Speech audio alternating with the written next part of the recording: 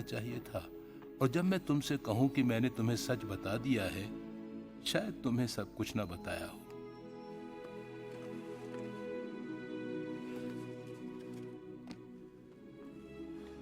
आज मैं बूढ़ा हूं फ्रोडो। मैं वही हॉबिट नहीं रहा जो कभी हुआ करता था। मेरे ख्याल से समय आ गया है कि तुम जान लो कि सच में हुआ क्या था। यह शुरू हुआ बहुत अरसा पहले, एक देश में जो सुदूर पूर्व में था, जिस तरह का तुम आज के संसार में नहीं पाओगे।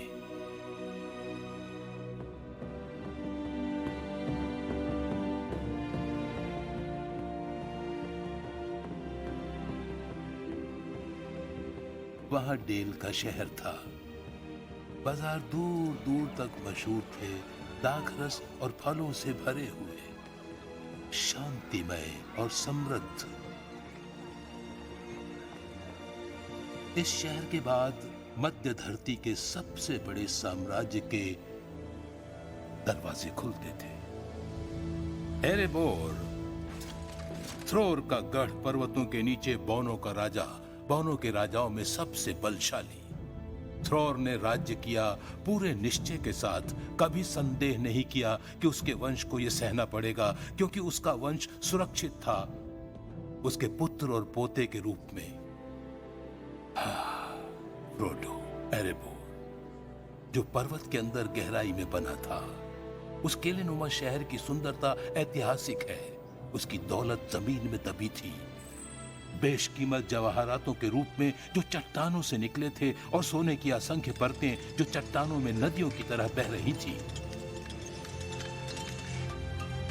बौनों का हुनर लाजवाब था, जो महान सुंदरता से परिपूर्ण वस्तुएं बनाते थे, हीरों से, पन्नों से, माणिक और पुखराज से। वे बहुत गहरे में उस अंधेरी चट्टानों में जाते, और यहीं उन्हें वो सब मिला, पर्वत का हृदय।